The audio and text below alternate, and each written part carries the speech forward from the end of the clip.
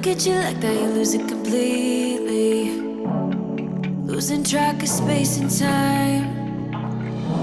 I don't wanna go home looking for a reason to stay here all night.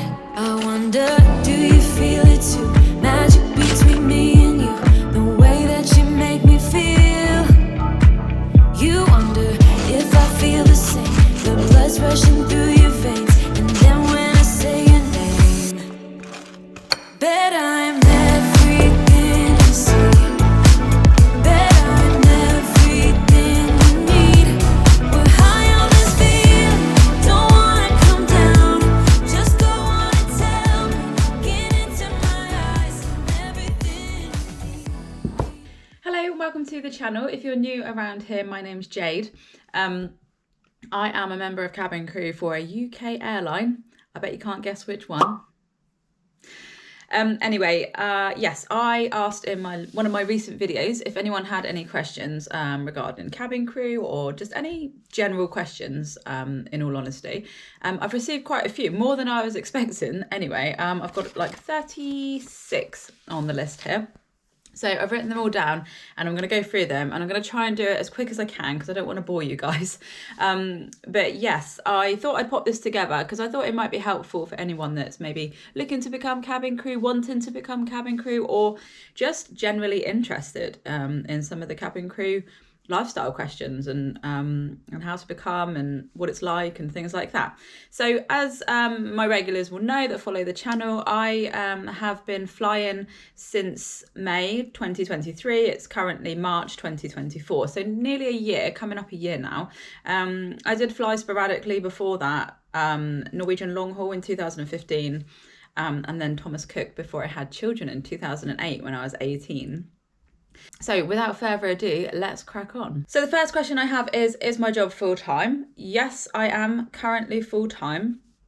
Most airlines recruit full-time positions. I haven't really come across any that advertise as part-time, although I have heard rumours, I haven't seen this, I just want to say, I have heard rumours at work that some airlines, some of the short-haul airlines do recruit part-time at the moment. Again, I don't know if that's true, but it might be something worth exploring. What I will say, though, is that once you are recruited and you are flying, if there is any reason that you perhaps need, maybe your circumstances change and you need to ask for flexible working, that is something that my airline offer. Again, it's not guaranteed. It would be all based on circumstances. But yeah, there are things in place. There are obviously part-time contracts. It's just not something that the airline recruit to from the recruitment process. So it's not something that's offered straight from the get-go. But yeah, I am currently full-time. Second question, do I pay for parking? I'm guessing that means when I'm at work. So when I travel to Heathrow, which is my place of work, where I fly from. No, I do not pay for parking. My airline pay for a parking pass for me to park at Heathrow, which is where I park when I get to work. And then once I'm at work, I get the bus to the terminal at the airport. And then, yeah, my car stays there whilst I'm away. Question number 3, how many trips do I do in 1 week? So I'm not going to comment on it weekly. I'm going to do it as a month. So being a full-time crew member, I would say over a month on my busiest, the maximum I can do basically is 6 trips a month. And those will look like 6 what we call one-night trips, because we get one night sort of down route. But we always, if it's from America, we'll be flying home on the second night. So they'll take up 3 days on the roster, but there'll be 6 of them. That's kind of the most that I have ever had. I believe that's the most they can fit in because we have to have a certain amount of days off each month. I believe it's 9 as a minimum as full-time crew, but it varies. Sometimes I get more. Sometimes I've had 11, sometimes I've had 12, sometimes I have had 9. We do 2-night trips to some destinations. Again, they take up 4 days on the roster because we're flying home on the 3rd night. And those usually tend to be the West Coast, the LA, San Francisco, Vegas, and those types of trips, the longer destinations that it takes to get to. Question number 4, do I ever work with the same crew? So that's a really interesting question, actually. No, as a rule, when I go to work, I am prepared that I'm going to be working with 9 or depending on how many there are, because it depends which aircraft we're on. Each aircraft has a different amount of crew members that it needs to have as a minimum. So yeah, I go to work fully prepared that I probably won't really know any of them. I have had trips where I've flown the same time with like one member of crew. Maybe I flew with them like 6 trips ago. Yeah, there's some that I have come around a couple of times. But on the whole, I would say every time I go to work, I work with completely different people. And that's like a really good thing for meeting new people. And especially if you're a social person, I would definitely say you'll be fine. If you struggle to make new friends or to make conversation, I'm not saying don't do it. I'm just saying, yeah, you might find it a little bit harder. Maybe it might be a little bit more out your comfort zone if it's not something that you're used to doing. I'm a real social person. I will talk to anyone and I will ask numerous questions to get to know somebody. I'm not afraid of, talking to strangers, basically. Obviously, I do it safely when I'm not at work. But yeah, that's, I work with different people every time I go to work. Question number 5, how far in advance do I get my roster? Currently, it's about 3 weeks before the next month. So it's around the 10th of each month that we get our rosters, and then that roster will be for the following month. Personally, for me, I'm not used to that. At my other job, I get it a good 6 weeks, if not longer, in advance for the following 6 weeks. So I do find that a little bit hard to try and manage, especially with childcare and committing to plans with friends. I'm always the one that has to say, I'm going to have to let you know, because at the moment I don't have my roster for that date. But it is what it is. I think a lot of the other airlines are the same. I don't think there's any difference really there with my airline. Number 6, do I get standby? Yes, I do get standby. I think I've had standby block about 5 times since I've been flying. So what that will usually look like is either a 3-day or a 5-day block on my roster where I am on standby.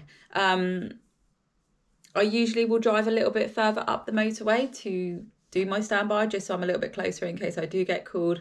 Or sometimes I've had it where I've woken up in the morning, I've got ready, and I've looked on my roster and I can see that they've already allocated me a trip for later that day. So I therefore know what I'm doing, and I usually get a little bit more time, but that's not always the case. The minimum call out for a standby is 2 hours. So that means I am expected to be at work from being called within 2 hours.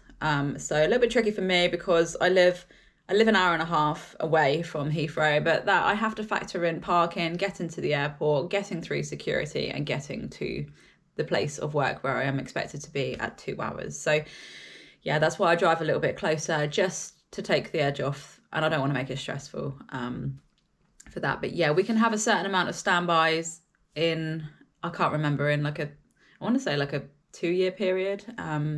So that's something that they monitor when they do the rosters. But yes, I do get standby. Question number 7, what is the minimum maximum age for cabin crew? So I believe probably airlines vary, but I would say the minimum age for cabin crew as a whole, as a general rule of thumb for probably all airlines, is 18 years old. I don't actually think I've ever seen a maximum age. When I was at Norwegian in 2015, I had a couple of older people on my training course, sort of 50s. I think even one lady was around 60. I think anyone can apply if it's something that you want to do, and you pass the interview and the assessment day, and they feel that you're a good fit for the airline, then I don't see why they wouldn't take you. It doesn't matter what age. Obviously they can't discriminate. So yeah, if you're an older age person or a young age person or a middle-aged person, I just think go for it if it's something that you want to do. Don't let the age thing put you off, because there's honestly all ages at every airline. Number 8, info on the recruitment process and the criteria. So again, every airline will vary.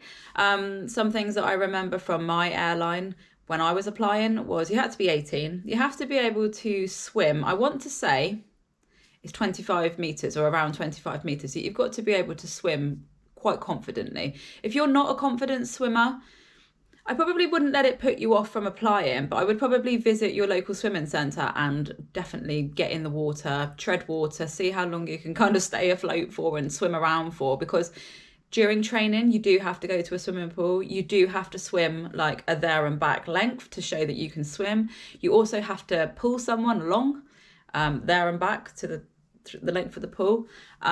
You'll have to climb into a life raft, which they put into the pool. You'll have to help others into the life raft.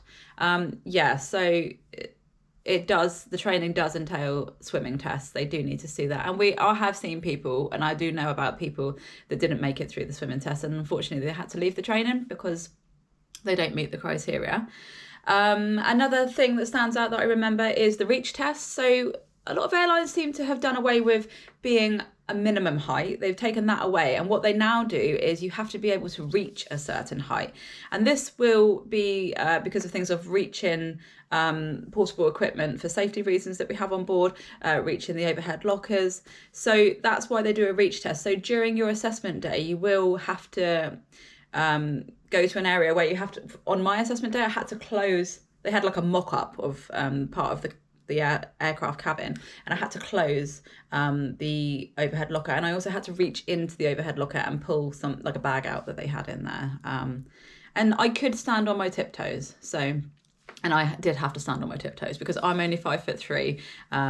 But what I did before the assessment day was I measured out 210 centimeters on the wall, and then I just kept reaching to make sure that I was hitting the mark on the wall that I had measured out. So I would definitely recommend doing that. It was 210 centimeters for my airline.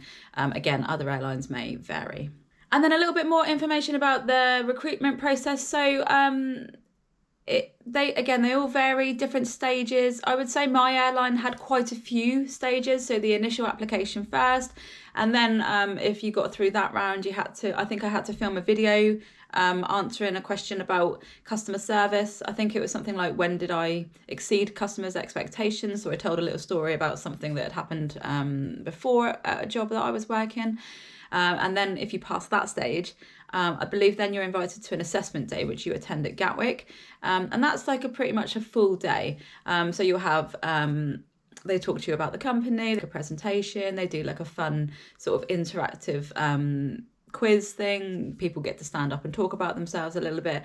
And then we went off into groups. We did a group activity. And that's just where the recruiters can observe you and see how you interact with other people. So it gives them a sense of how you're working a team.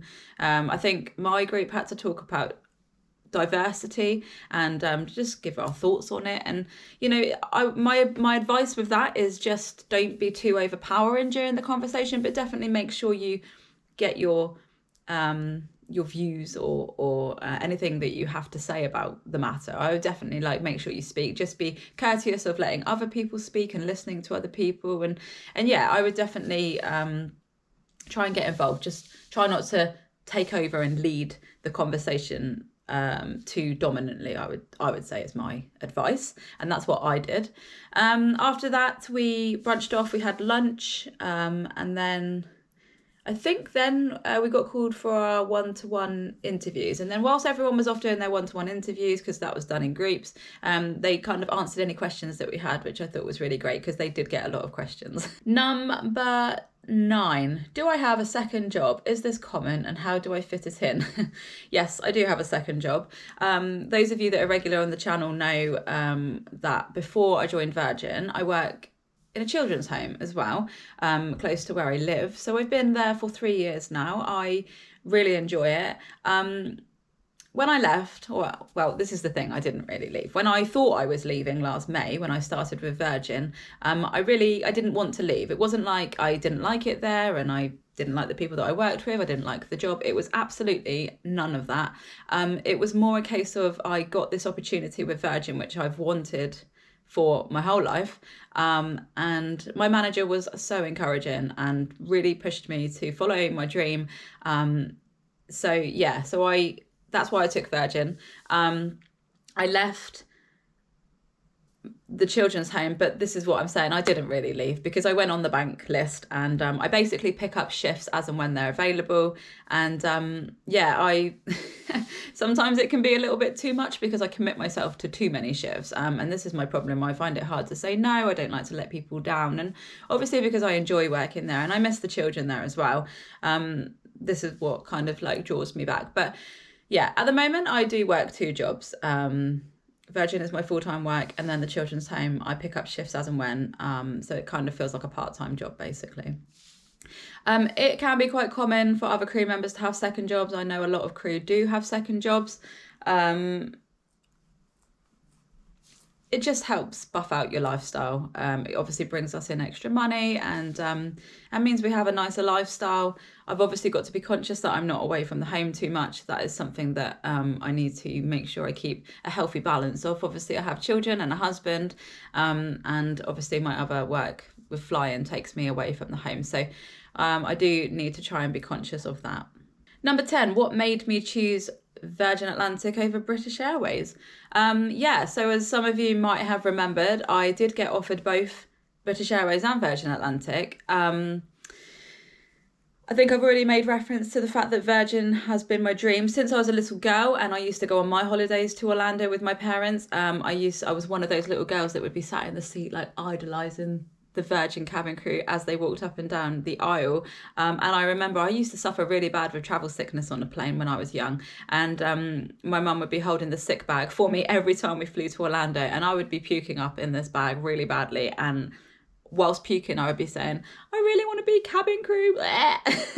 And my mum would be laughing like, are you sure it's something that you think you want to do if you suffer from travel sickness? But luckily I grew out of that as I got older. But yeah, I think, Virgin's been my dream since I was a little girl. I've obviously travelled with British Airways. I don't know, I think it's the red uniform, the red aeroplanes, like the wow factor, I just feel like Virgin is like head turning. And I don't know, I took Virgin because it's always been my dream. And I think if it's always been your dream and you're offered it, then it's definitely something that you should pursue. Number 11, any favourite treats for crew? So this must have been somebody that asked as from a passenger perspective, that maybe is very nice and likes to bring on treats for the crew. Honestly, we don't expect anything like that, but when we do receive treats, it does make our day at work extra special. It's something we all share out obviously throughout the whole aircraft with the pilots as well. I wouldn't say there's any favourites. It's always welcome some nice biscuits, or today I'm travelling later as a passenger, and I've picked up some sort of cake bars and like a lemon drizzle loaf, and what else have I got? Just something different, something that we don't get in our offerings for crew food when we're working. It's just a nice treat, Maltesers, minstrels, I don't know, any of those types of bags of chocolates are always welcomed, but obviously not expected. It does make our day at the office a little bit nicer though, and we are always super grateful when somebody brings us treats on board. Number 12, the crew van. Somebody was asking about a little bit more information about the crew van. So when I've been down route, sometimes I have mentioned that we have a club that we can join, where at some of our destinations, some of our hotels, there are 7-seater cars that we can have access to drive around. The actual question somebody asked was, is someone assigned to be the driver? No. So when you're in the club, after 6 months, if you're a driver and you're over 25, you can then become able to drive these 7-seater cars. Before 6 months, you can be a passenger in them, but you have to wait 6 months before you can be a driver. And then it's just sort of on the day, whoever's the driver really. I've had some trips where I've been the only one that's a driver in the club. So when I've gone out with other crew members, obviously I will drive because I'm the only one allowed to. You have to have a special pass that you have to show the reception when you get the keys. But yeah, I think it's a great tool. Definitely gives me more access to go out and about when I'm at certain destinations, which I really enjoy. We obviously have to put the petrol back in that we've used. It's sort of like a self-funded club. If you're part of the club, you have to abide by the rules. We have to report any accidents, any dents, any bumps and things like that, so maintenance can be kept on top of. And obviously we're expected to keep the vans clean as well, which is obviously goes without saying. But yeah, it can be really great if there's a really social bunch that you're away with on a trip, and you all kind of decide you want to go to the beach if you're in Miami, then great. You know, if I'm one of those, I'll drive us down there and park up and we get to go to the beach for the day. It does save on Ubers. Ubers can be quite expensive, especially when we're not close to the place that we want to go. And obviously there's not massive Ubers that can accommodate large groups, you know, 6, 7, 8 people. So we have to then get a couple of Ubers, which just make it a little bit more expensive. But this is definitely something that I think is a great idea. Whoever came up with it and whoever runs it, I think, you know, I really take my hats off to them, and I'm really grateful that we have this facility. Question number 13, how long do we get down route?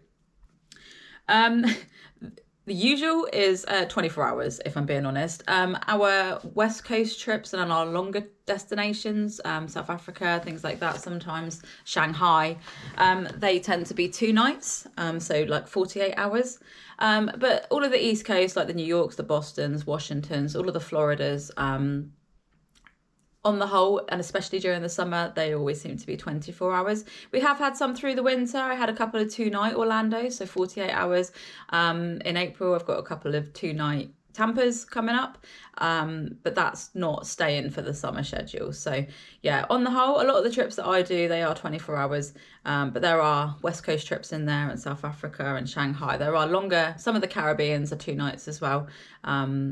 Yeah, it depends. It depends on the business, the needs of the business, and how often the flights go to that destination. But yeah, I would say a minimum of 24 hours, but we sometimes get longer. Question number 14, how long do we get off between trips?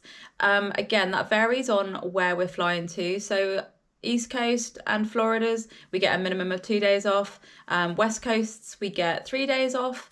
And sort of the longer destinations, again, Shanghai and Caribbeans, the 2 nights tend to be 3 nights as well. It just varies on the destinations, and sometimes, like I said earlier, we do get extra days off during the month on our rosters, which is always nice. I've had some trips where I've had 3 days off after, when I'm supposed to have 2 as a minimum, so that's always nice. But yeah, as a rule of thumb, it's always 2 or 3 days are the minimum. Question number 15, are crew allowed meals that aren't passenger meals? Yes, so when we're on board, we are loaded a crew cart, and in that crew cart we will have hot meals, we'll have sandwiches, snacks, fruit, salads, chocolate bars, crisps, and that's all for the crew to choose from. It's hit and miss. Some of the crew eat that, some crew eat leftover passenger meals if that's what they fancy. It's more about just what we fancy on the day, to be honest. At the moment, because you all know I've been healthy eating, I tend to take my own food because I'm trying to calorie count. But sometimes when I'm on board, I will snack on some of the things that we have. Number 16, what are the crew's favourite destinations and the worst destinations? I think this is a personal question. There are some crew that prefer destinations that I might not. For me personally, you all know I love Florida, so Florida is my preference. I do like New York, Boston I really enjoyed.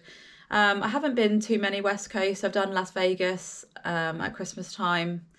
I've done San Francisco. I quite like San Francisco. I've not been to LA yet. I have been to LA, sorry, with previous airlines, but I've not been since I've been flying with this airline. Yeah, if I had to say, I would say Florida's, but there's a lot of crew that enjoy the West Coast, a lot enjoy, one of my friends from training, she loves South Africa. Yeah, some people like Shanghai. I didn't like Shanghai. It's a personal preference, really, I think. But yeah, for me, definitely Florida. And the worst destination. I did a Lagos, which is in Nigeria, and I didn't like that. As you know, I did a Shanghai. I also didn't like that. I definitely think I'm more of a Western girl. I've grown up going on my holidays over to America, so I am very familiar with America. I feel safe in America. I feel like I know what I'm doing over there. I like the food. I found going east, obviously it's a culture change. It's just not something I'm used to. I've never really been east much in my life. Well, I haven't actually before I joined this airline. So it was different. And with different, some people like, some people don't. Yeah, I wasn't a fan. So yeah, I would say Lagos is my not very favourite destination. Question number 17, do I get scared of flying? No, I'm not scared of flying. I think if I was scared of flying, I'd have a bit of a problem on my hands doing this job. Yeah, I'm yet to meet anyone that's a crew member that is scared of flying. Obviously, when turbulence gets bad, it can maybe shake people up. But no, I'm not scared of flying. I love flying. I honestly just think of it as, instead of my office being on the ground, my office is 40,000 feet in the air. And I just get to work when I'm up there. Number 18, have I thought about destinations outside of the US? So yeah, as I just mentioned, I'm a Western girl. I am more drawn to traveling to America, maybe the Caribbean area. I'm just not an Eastern girl. So no, in answer to the question, I'm not really drawn to traveling East. If I get it on my roster and I have to do it, I will do it. But it's not something that I preference. So at the moment, I've been quite lucky since I've been able to preference. I've put Florida's down, I've put New York, I've put East Coast down, and I've always got those on my roster. So there are some people that don't get them, what they preference, but I have been lucky. So yeah, for now, I like traveling to the US, I like the Caribbean, but there will be occasions where I have to travel east. And yeah, I will, of course, take you along when I do.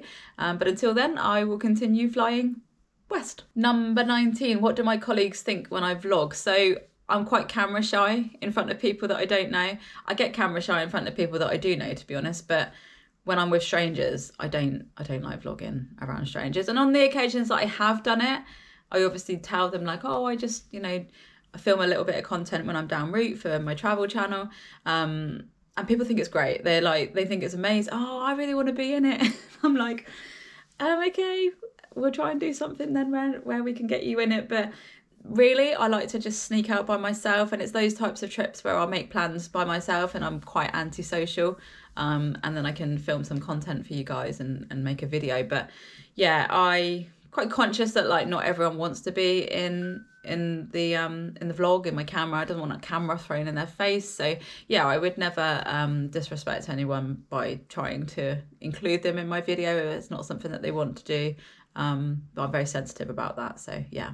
Number 20, do I get recognised? Yes, since I've been flying, I have been recognised quite a few times on board. Actually, I've had quite a few passengers that have stopped me when I've been in the aisle doing the service, and they've said either they know who I am because they've watched my videos, or another question I get is, I recognise you. And then I meet that with, do you watch YouTube? And then they'll tend to go, oh yeah, you're from YouTube.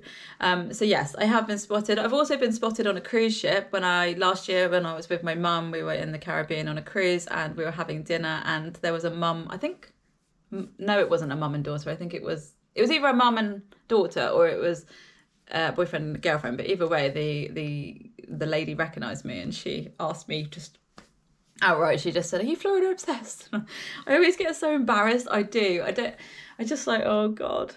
But do you know what? I am proud of my channel, and I'm proud that like, you guys want to watch me, and I think I'm grateful for that. And as I said in my last video that I just popped up, the channel has grown so much recently since I became crew, and it's just an overwhelming feeling that there are people out there that like watching your content. I mean, I started this as a hobby, so the fact that people like to come back to the channel regularly and watch the videos, it like warms my heart, and it makes all of it worth it, and I'm just so grateful. So yeah, I get embarrassed when I get spotted, but it's also like really nice. It's a nice feeling inside, and I do walk away smiling.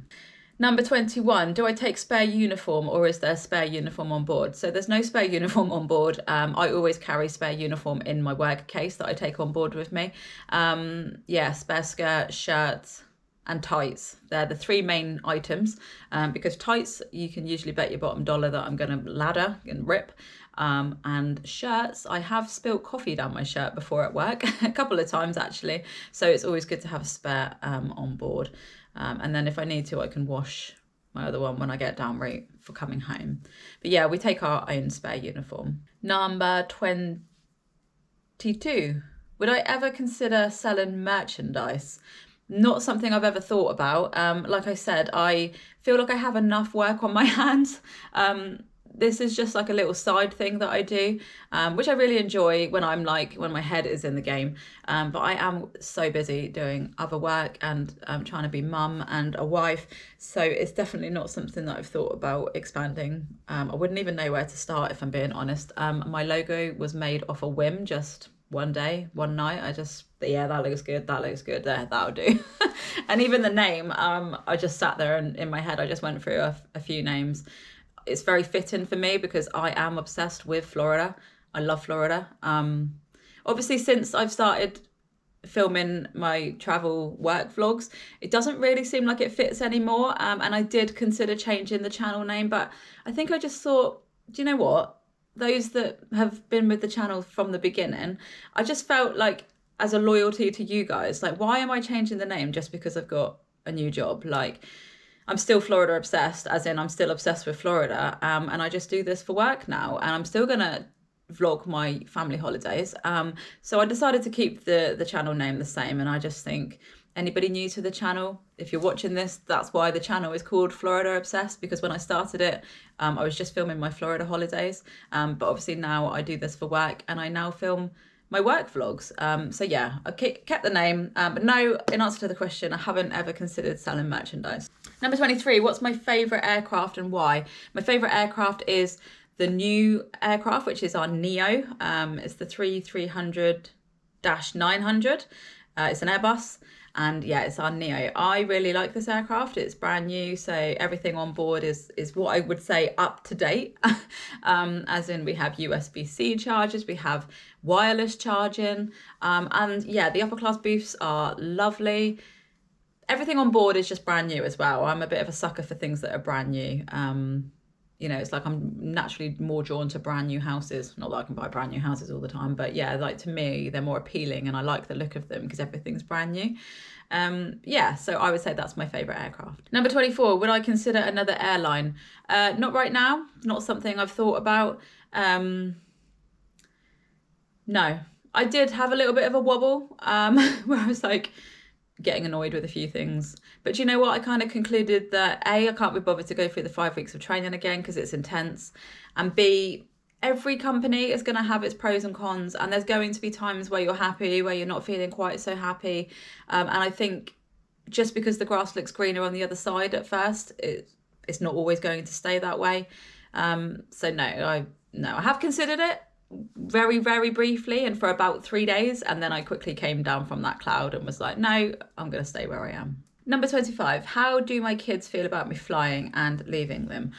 Kids are absolutely fine. So with the children home that I work in, I was working a lot before I joined Virgin for them, in terms of the shifts are like 15 hours and then I'd do a sleep, then 15 hours, sometimes another sleep. So as you can see from that, the kids are used to me working away for a couple of days at a time anyway. So transferring over to this job was no different for them. Instead of being 20 minutes down the road, I'm obviously halfway across the world instead. But from an aspect of me not being in the home for a few days at a time, they're totally used to that. And it's something that they've adapted to. They've never expressed to me that it's a problem. Yeah, they obviously enjoy the perks of the job, getting to fly and having the opportunities to fly upper class, which both of them have done. I know I haven't filmed that, but hopefully in June when we go to Orlando, I will be able to show you that. I will be able to show you their experience of flying then. But yeah, they have definitely benefited so far from this job and the staff travel perks.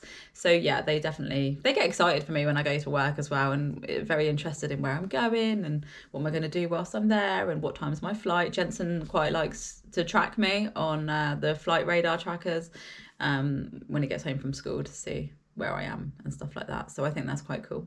Number 26, why can't I reveal what hotel we stay in? It's a security reason. It's something that they stress highly during training. It's for our own safety, to keep us safe.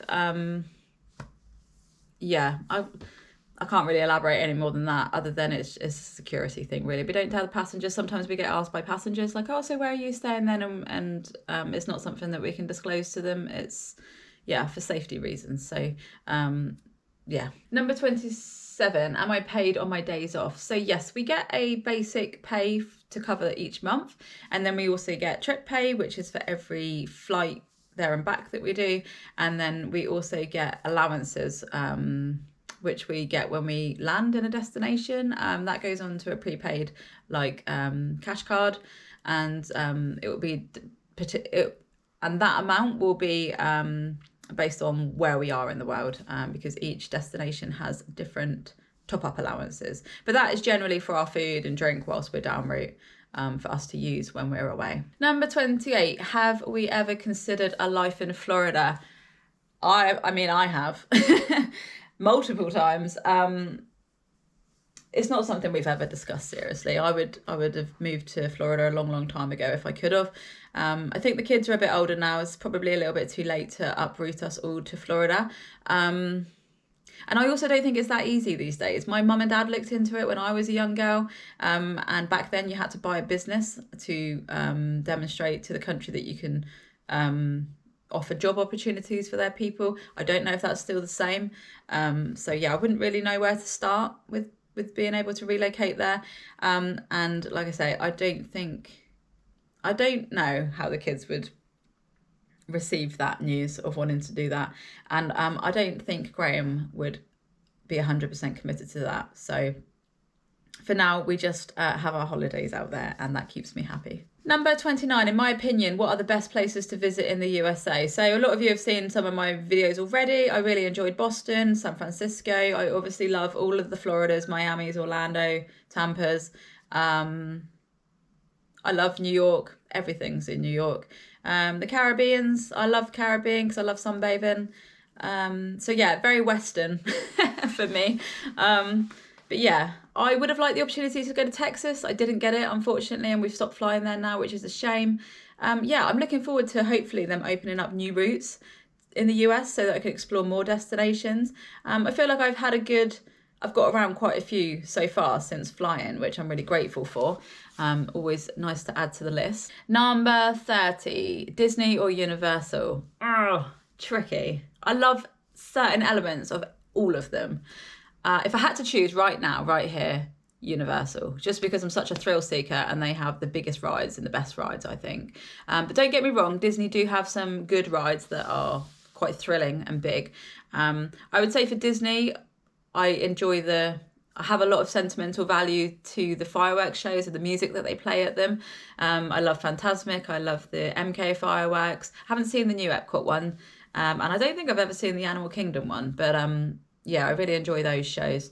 And there are some rides that I love in the Disney parks. But if I had to choose, I'd probably say Universal. Number 31, what got me into vlogging? So I was in lockdown. I was furloughed for 9 months. So I was at home doing nothing. I was obviously missing the opportunity to be able to go to Florida. We did have a holiday booked during the pandemic, but that got cancelled.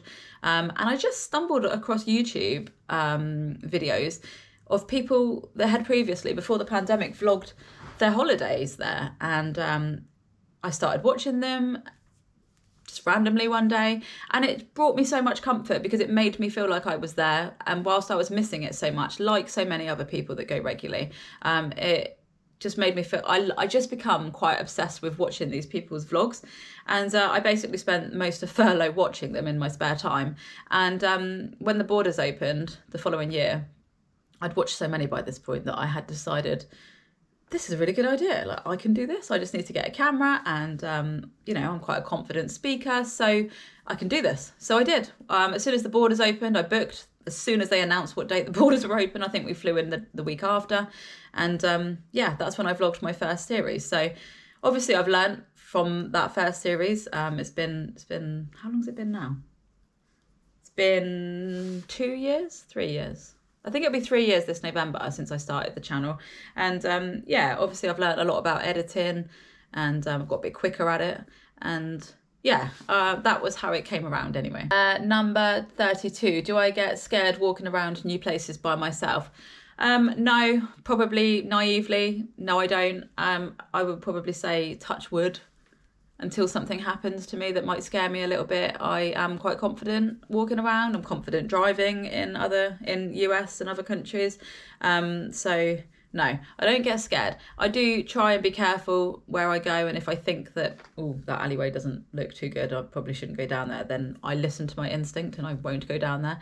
I always tell Graham when I'm getting in and out of an Uber, and so he knows, and I also give him the information of the Uber that I get sent before I get in the Uber, like the registration plate and stuff like that. So I do some things to keep myself safe, but equally, no, I don't let it put me off going out and about and getting done what I need to get done. Yeah.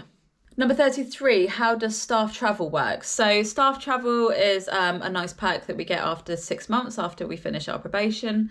And it's basically standby travel. So I will book us onto a flight, we will turn up at the airport, and we will hope that we get on the flight. So each cabin will have, well, might have seats left, it might not.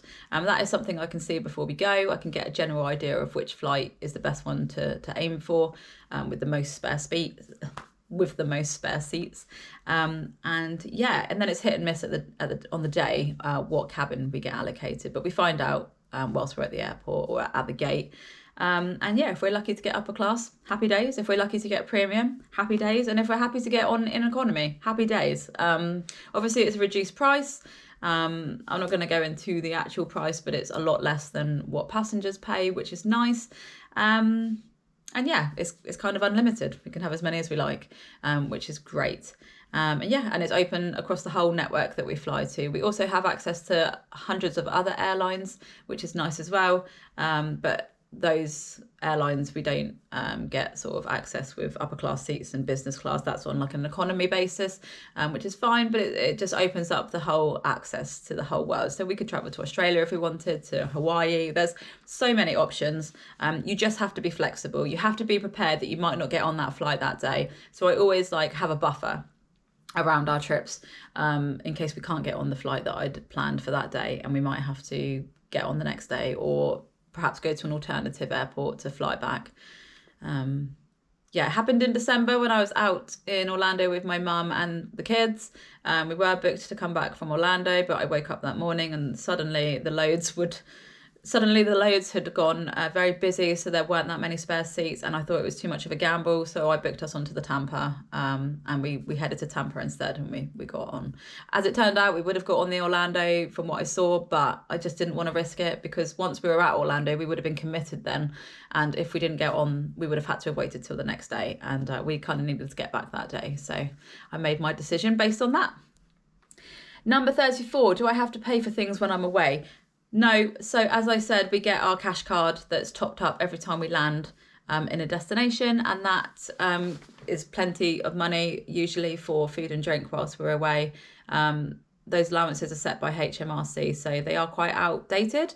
They do need reviewing, and it is something that crew are pushing for to be reviewed, because as you all know, the cost of living has shot up recently.